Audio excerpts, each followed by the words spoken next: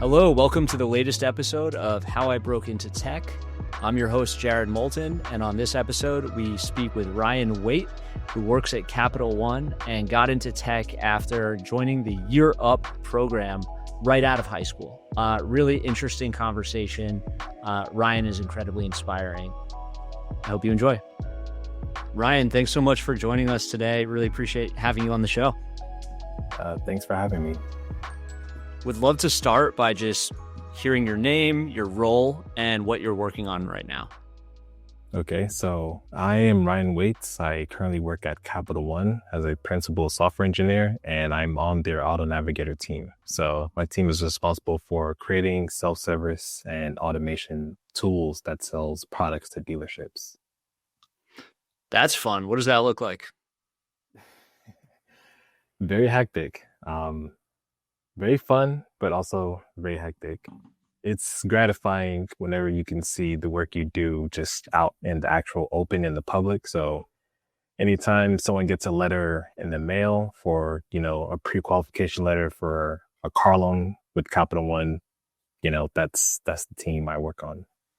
So good stuff. Let's talk a little bit about how you got there. What was your life like before you got into tech? What were you doing prior to, learning how to code? I got into tech pretty early. So I graduated high school back in June 2014. That following March, I joined a program called Year Up, the workforce development. And during the time I joined, they partnered with an online platform, which is Udacity. And so that partnership is what gave Udacity scholarships to learn front-end development with students at this Year Up program. So I was one of the few students that was in that program. So I started literally 10 years ago, actually. So at 18 up until now. What drove your interest? Were you always interested in coding or in tech? No. So a little bit of a background. When I finished high school, I think my SAT score was a 1330. And, I didn't really... Sounds pretty good, right? Well, I thought it was good, but then, all of the friends and everyone else is getting into UMD, everyone's going out of state, Morgan State, Hampton, all these different colleges. And I didn't really have that much offers. The only college that did accept me was Virginia State University. And at first I didn't want to go because, out of state tuition, it would have been crazy. And, that's a pretty big financial burden. So from when I graduated high school up until that following March, I was working 2 jobs. And, I didn't like how that was going. And so the offer letter was going to expire. So I said, do I bite the bullet, take on the loan, and just get something, this might be just better than working 2 jobs. And so one day I was getting ready to send in the paperwork for the application, everything to accept the offer and then, just go live on campus. But then we had a family friend through my brother that checked in on us and he suggested we do this Year program. So literally that same week, had he not called, I would have gone to BSU for computer science. So whoa, I've always had an interest in computer science and I was going to go, but then, this other path showed up. So what were the 2 jobs you were working during that time? Well, my very first job, I got hired in 2013 around March or April. It was at a local grocery store called Giant. I'm from Silver Spring, Maryland, so people will know what Giant is. Other states have like Kroger's or Publix or other supermarkets. Did that for about 1.5 years from August 2014. I quit that job and was working at Panera Bread. And then when I graduated high school, I took on another job at Kmart. So for a while, I was working at Kmart and Panera Bread. So I would do 8 a.m. to 2 p.m. at Kmart and then 3 to 10 p.m. at Panera Bread. So both stores was actually very close by. So doable, but the whole day just working. So yeah, very, very different too from, writing code and, being in the world of tech, I'm sure. Yeah. Before I want to go back in time a little bit further, but before I do, what's your favorite dish at Panera? Man, it's got to be the Frontega. That's that's probably my favorite. I don't know if it's still there, but that was my go-to. What is that for our listeners? Frontega. I'm trying to remember how to like properly describe it. So it's like a triangular shape, like a quarter circle shape. I guess croissant bread. I'm not sure how to properly describe the bread, but it's that quarter shape, and there's a nice sauce. I don't know what it's called, but there's a nice sauce. There's, I guess, shredded chicken, tomatoes, and some other condiments, but it's really, really, really good. So it's either that or the Italian combo. Those two was like Sounds favorite delicious. go-to. I like it. I think mine is the broccoli cheddar soup. Big fan Yeah, of that. I used to work there, Um, so everyone actually. what did when you were a kid, what did you want to be when you grew up? For the longest time, I wanted to be an architect. Like I was always pen, paper, drawing houses and structures from a bird's eye view, and I liked doing it. I wanted to redesign the White House. I wanted to redesign a lot of things I would see. So growing up, I spent a lot of time just sketching and doing like realism art. And architect was like one of those things where I know I want to do that, but it just, I guess, didn't happen. What tell me a little bit more about how you kind of fell into the interest in computer science. So it sounds like you applied for to Virginia State for a computer science program and got in. You're obviously considering, the program for with Udacity, which is in programming. What was the moment where you were like, "Hey, I think that this architecture thing is really interesting. I really like it a lot, but I think that there may be something to tech and to computer science." How did you kind of make that transition from a motivation perspective?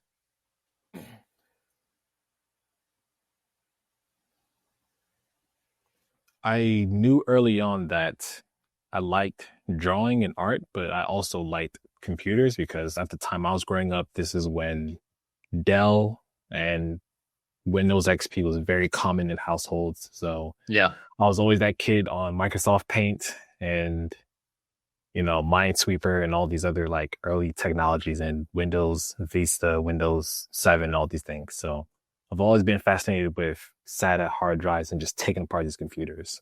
Okay. I guess I made the transition when I was in this tech program because when you're a kid, you're not really thinking about, what's the salary of this thing? You're just captivated by your interest in it. But turning into an adult and realizing that more of life responsibilities are shifting from your parents to you is when you really start thinking about how much does this thing pay? And looking at computer science, it was pretty clear that, okay, this thing, you can get paid from this. And the architecture thing and drawing, it's not that I lost interest, but when you really take the time to sit down and look for like job opportunities in markets, it's a hard thing to really consider doing, especially if you don't have the safety net to pursue this thing. So, Or do you still draw in your spare time? um, honestly, lately I do not. I miss it a lot, but there are other quote unquote priorities that are demanding my attention. So, Yeah, I understand that. Let's go back to the decision.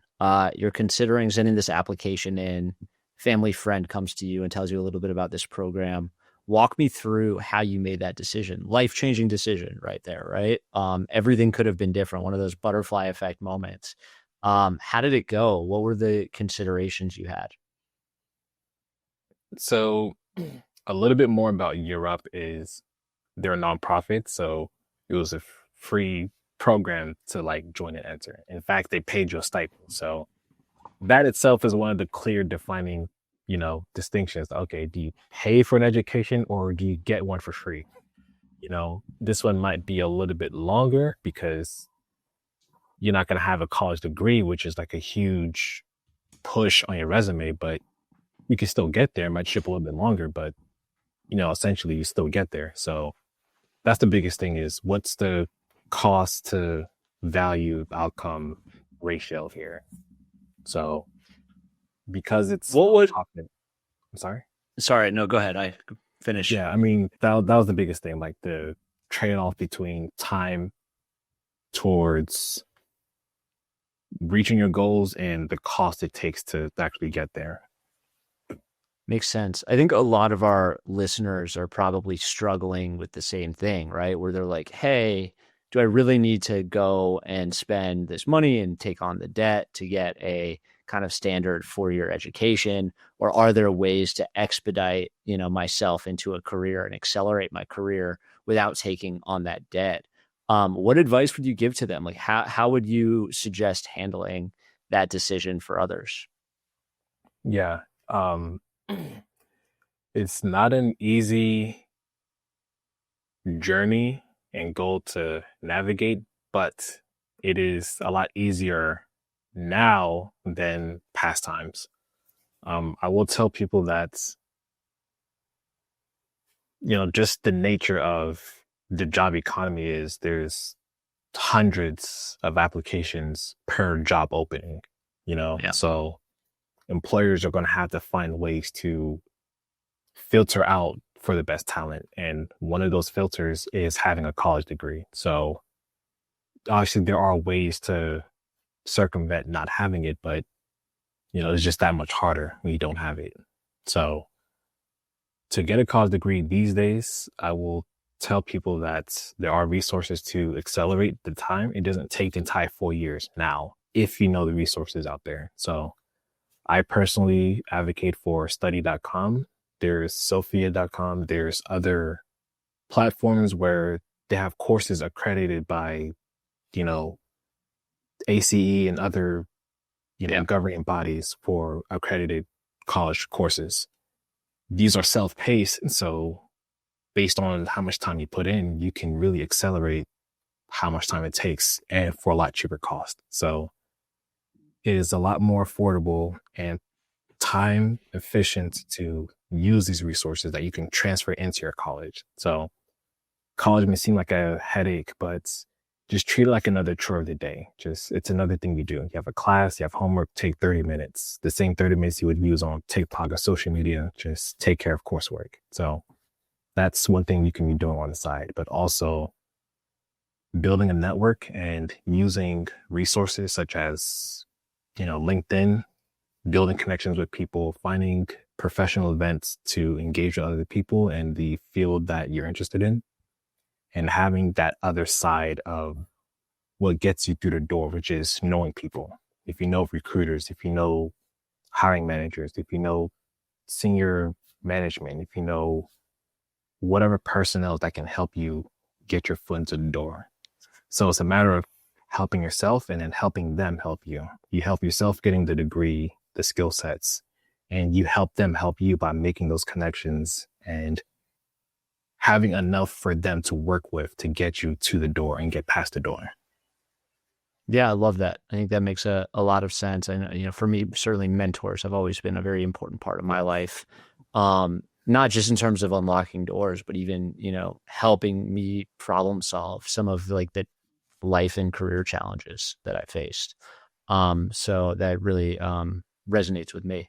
Tell me a little bit more about the program. Once you started it, what was it like? How did it go? How comfortable did you feel with it?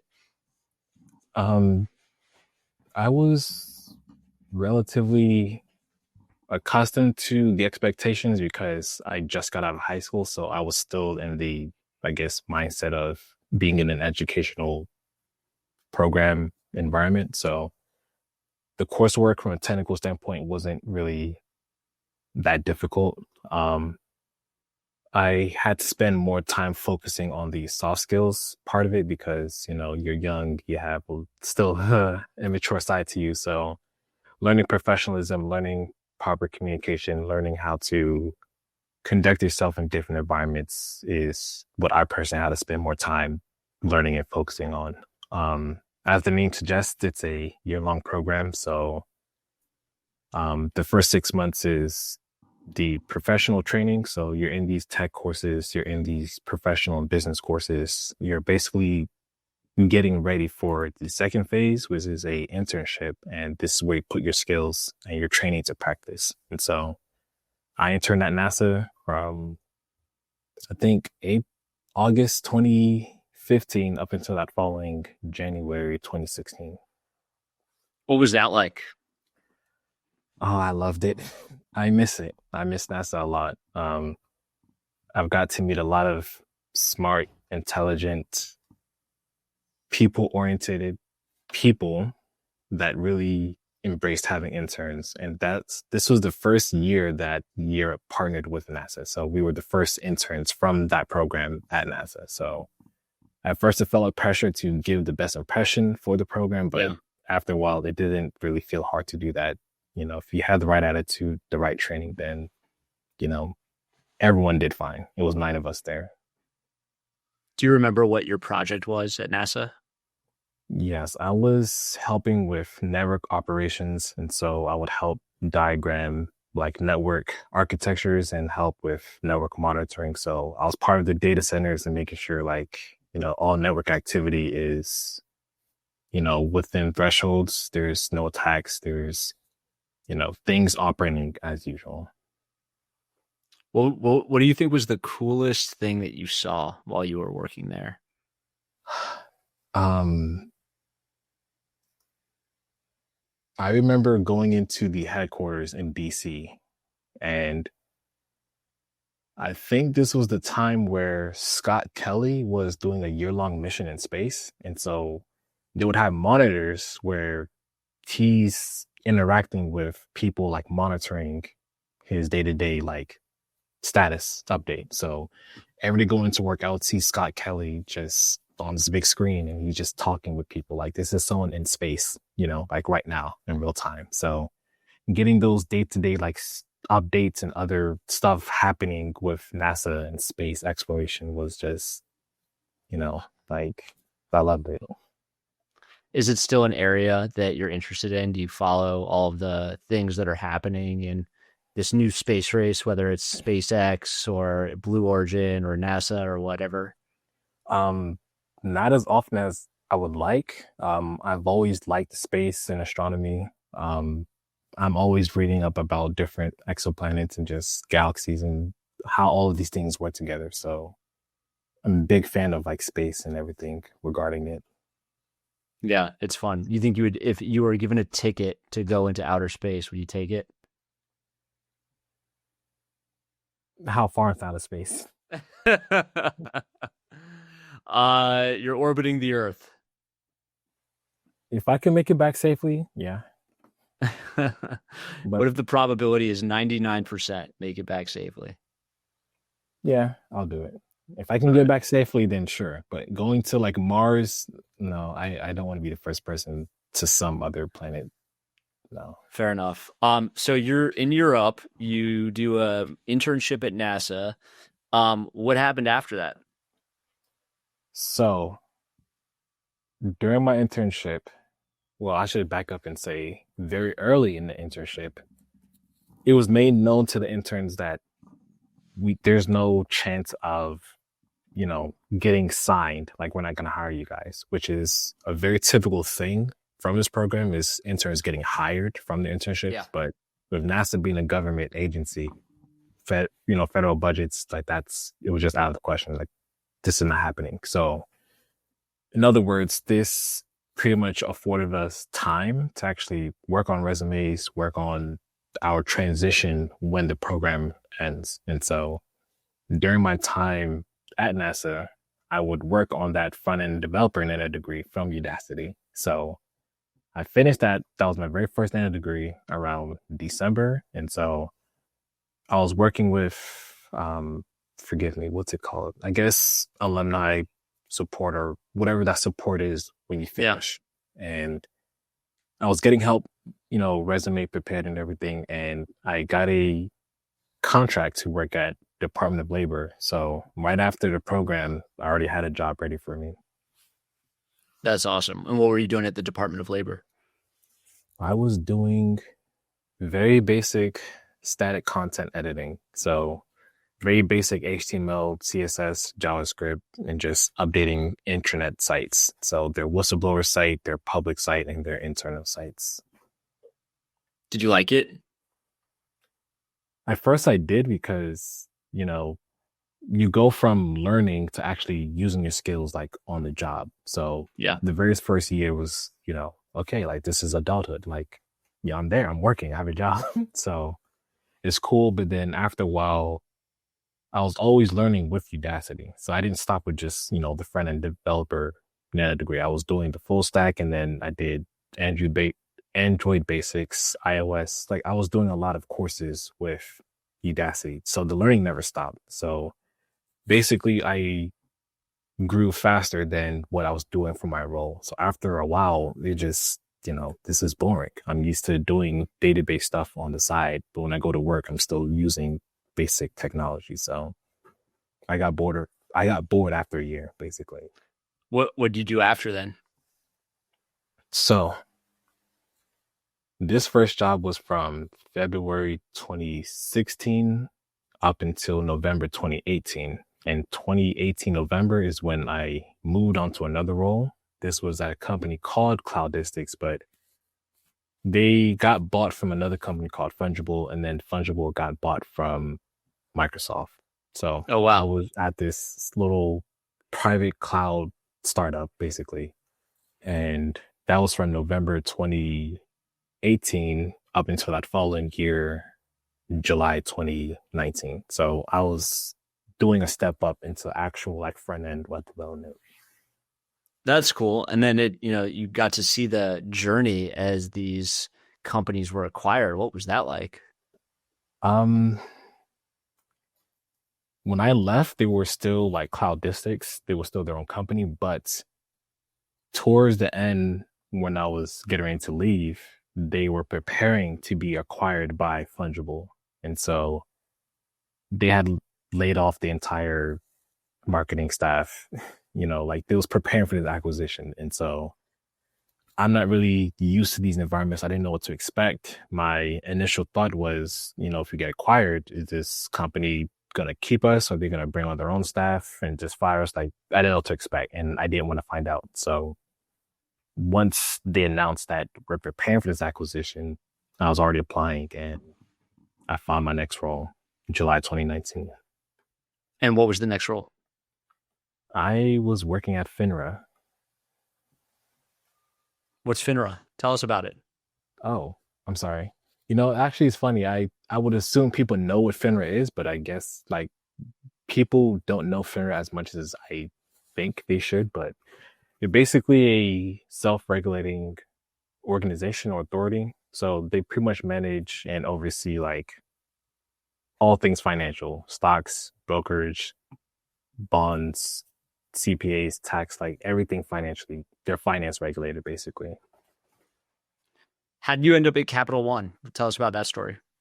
How did I end up at Capital One? So first, let me say I love FINRA with all my heart. Very dear to me. I appreciate the 4 years and 10 months there. My career has been something that's always been important to me. And so I would always check in with myself to make sure that my career path is on the right trajectory. And I reached a point with FINRA where I felt like I was no longer making the progress that I felt like I should be at and what I wanted. And so around early 2024, I was in touch with a recruiter from Capital One. And so we was going through the interview process. It started off with, hey, I see your resume on LinkedIn, you have a computer science degree, you have all these years experience. I think you're a good fit for this role. And so I went through the interview process, and by early April, I had an offer letter to leave. And so, I just made the switch. What do you think, Ryan? You've kind of gone out and tried out a bunch of different companies in different spaces. What are some of the things that you think about when it comes to your own personal career development? What's really important for you?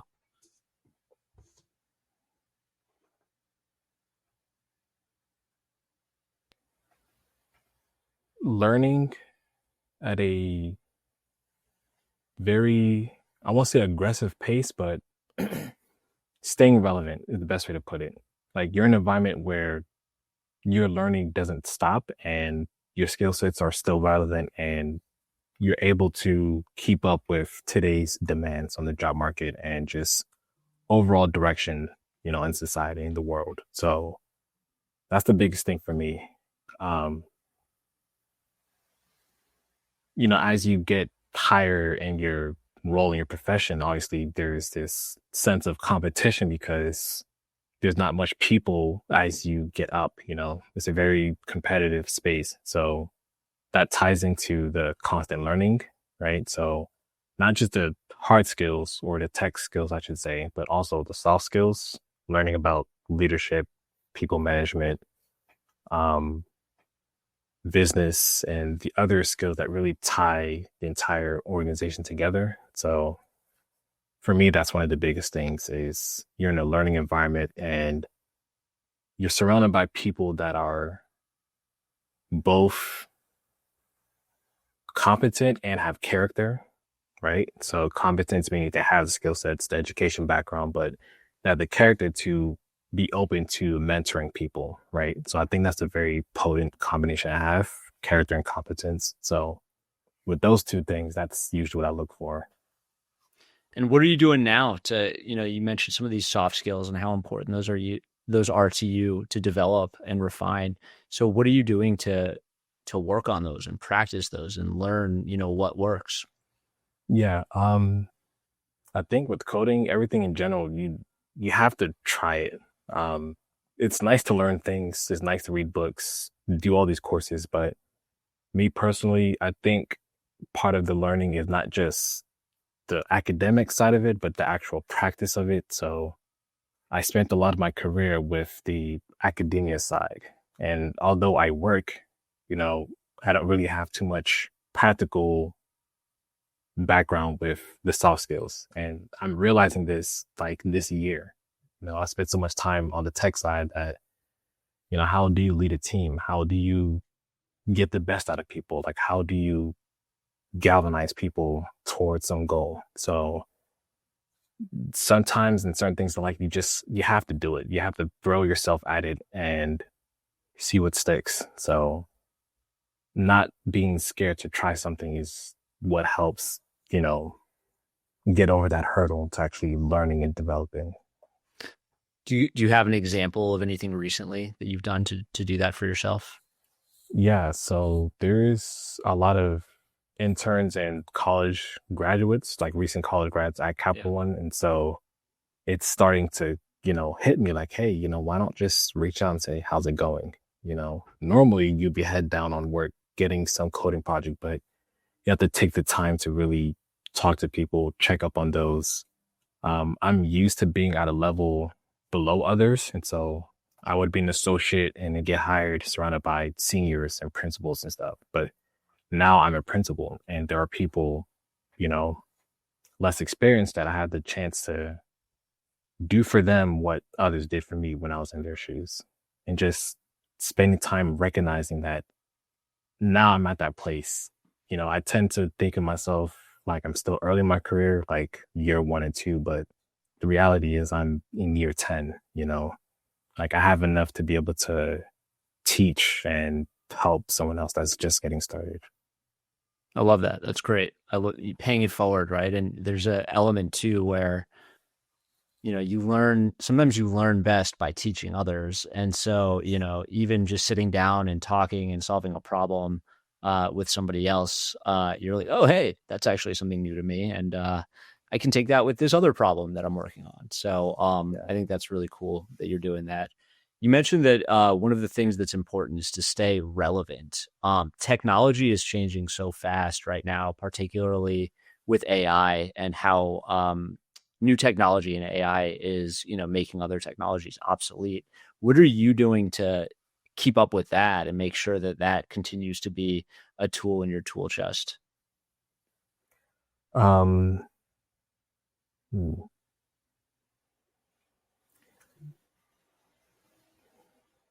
So I'm gonna go a bit more on the blunt side of things, and this I is love it. speaking for myself, not really trying to, push anyone or advocate for something. Um, me personally, like I'll always love computer science. I'll always love tech. I'm fascinated with how it works and what it's done for the world. So that will never leave. But a lot of things these days are done with some business value in mind, right? And so you have people that are okay with, being on the support side of things, like working. And you have a lot of people that are on the other side of wanting to be an entrepreneur, wanting to start their own thing. And so for me personally, like right now, I've recently been spending a lot of time just deciding, is this career path something I truly want to stay on? As much as I love it, you know, there are responsibilities, like it's nice to have a job, but is this something that's stable going forward? And a lot of people in my field has been pretty, caught in the controversy of, am I going to get replaced by AI one day? So, Yeah. I'm one of those people that think about that, like, hey, am I skilled enough to ward off being replaced by AI? And if it does happen, what am I going to do about it? Even if I can learn AI, who's to say that's enough to save you? So, I am learning AI. I think it is an important skill set, but right now, and I think a lot of people see it the same way, it's currently a tool, right? So it's only as effective as how you know how to use it. But as it's growing and advancing, it will get to the point to where, it can replace certain things. And we see this with Microsoft layoffs, the entire restructuring that they call it. Management, people, senior management got laid off. So normally we used to see, people lower in the operations getting replaced, but now we're seeing it happening in unpredictable areas like senior management. So I think it begs the question, like, what's going to really happen to the job market? What are your priorities? Is it important for you to do what you love doing, or is it more important to do what you feel like is secure and stable? And that's a question I feel like people have to answer for themselves. For me, I haven't really decided on an answer yet. So in the meantime, the best thing I'm doing is trying to tackle both sides of it. So I have the skill sets to stay relevant on the tech side, but also develop leadership skill sets to be able to like switch hats and operate in different settings and contexts. Super helpful. And I think that's great advice for our listeners.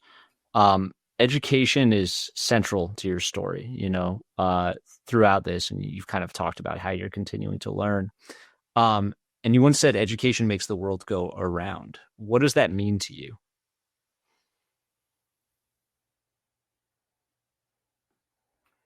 I feel like a lot of situations that we've seen throughout history and even today has a knowledge component to it, right? From different areas of life, society, finance, education, government, politics.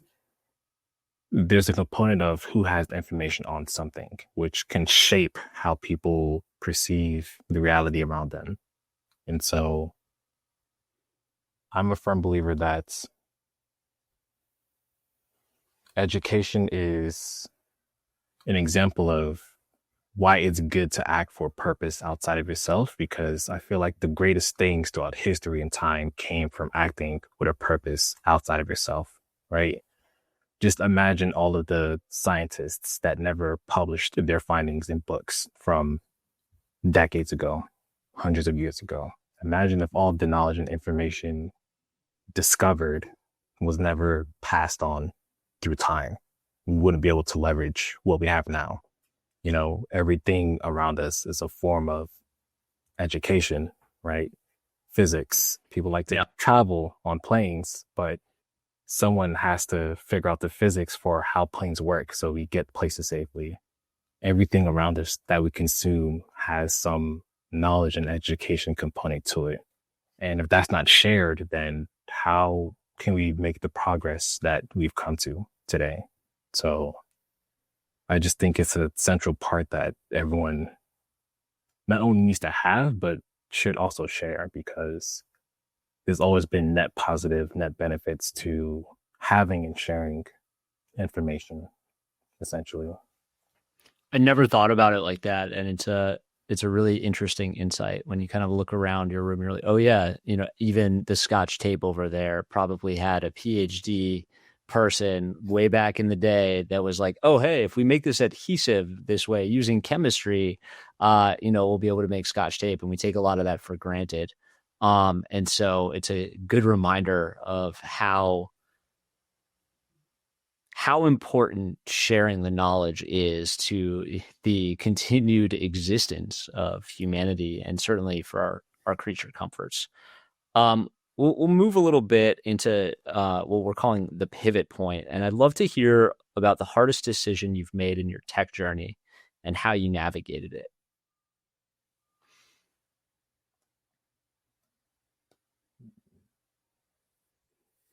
Hardest decision in my tech journey so far. That's a very good question. It's hard to really pick out something.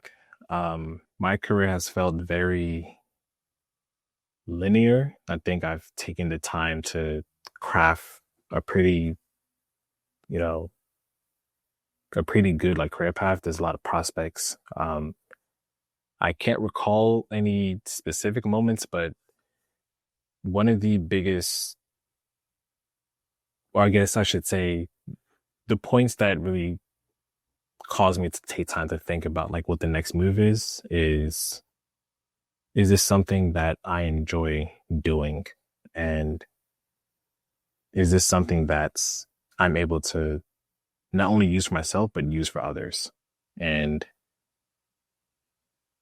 I would say making the transition from front end work to back end work is probably the biggest like decision, because I love front end work. Well, I did. I don't love it that much anymore, but that was the first thing I did. Like Udacity's front end developer degree, that was the first introduction I had to programming. And it's something that I said, I make a career out of this. It's pretty, good. Salary's good. Work is good. All the lore that comes with being a developer, like working remote, doing cool things, meetings, all that stuff. And so switching from that to back end felt like I'm leaving something that I truly enjoy doing, but seeing the value in the other half of the world, basically. So that's the biggest like decision point I can think of. Looking back, do you think that was the right decision? Yeah, it was. As a front developer, you're mainly concerned with the presentation of data, not really fetching it, securing it, anything like that. So all I had to do was call an API, get the data back, and, I do what I want with it. I make the button blue, I make it green, you show something, hide something, all that stuff. But being on the back end, you see just how big and complex this other half of the world is, dealing with databases, security, system design, cloud infrastructure. I can go on for like days and weeks about everything that goes into creating a product. So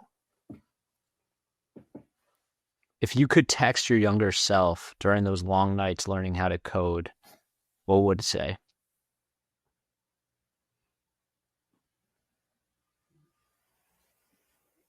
Don't get so caught up in nuance. It's important to know the purpose and the core to what you're learning, and to go more into detail into that. Programming, and I'm sure this is true for like other fields, they're just too much to know how to do everything. And I started out thinking I'm going to know all there is.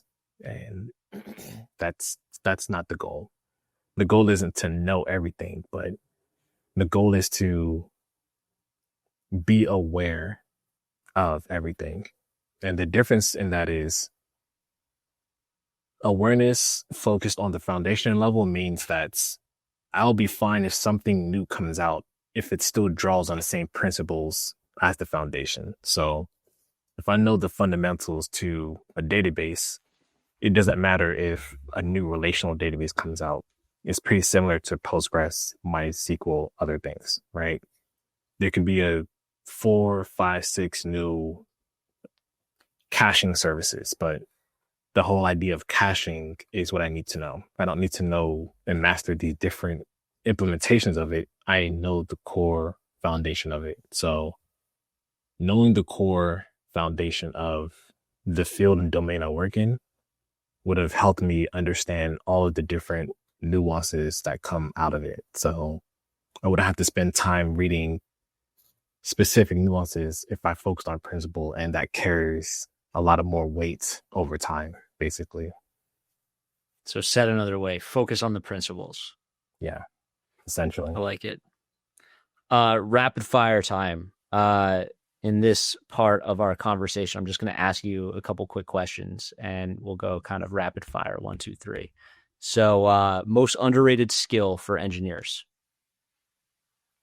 Problem solving. Text editor or IDE? IDE. First programming language you learned? JavaScript. I knew you were going to say it just based on the conversation. Yes. What project you're most proud of?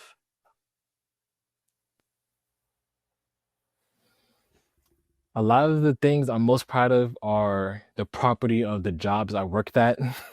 Just by the contract, everything you do at work, it's their property. So from a professional, I guess, work setting, I've refactored a lot of old legacy systems.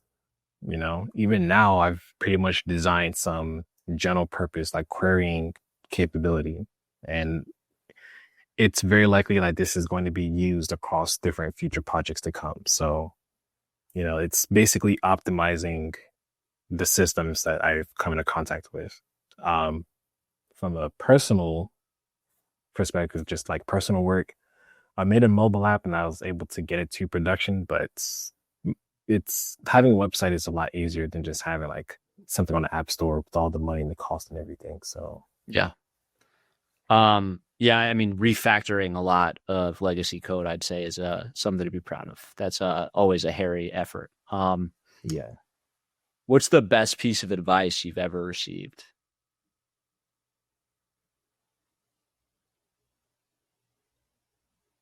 Focus on the principles and, focus on problem solving.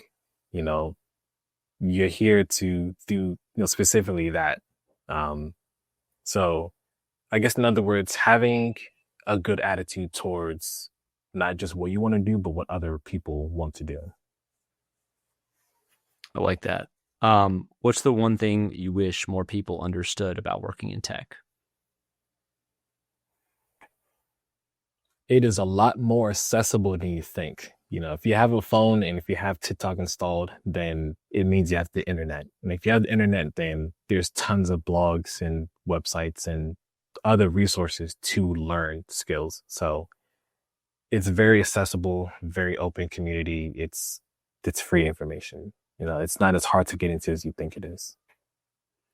And just piggybacking on that, for someone who's looking to break into tech but feels stuck, what specific advice would you give to them?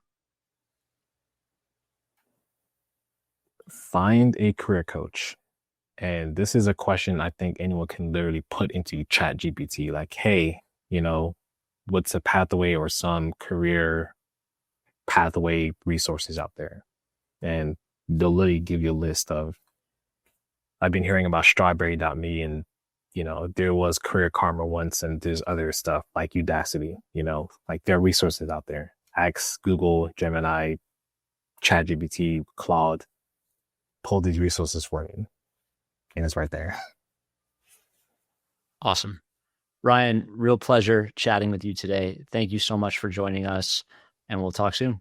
Thank you so much for having me. Appreciate it. Enjoyed the talk.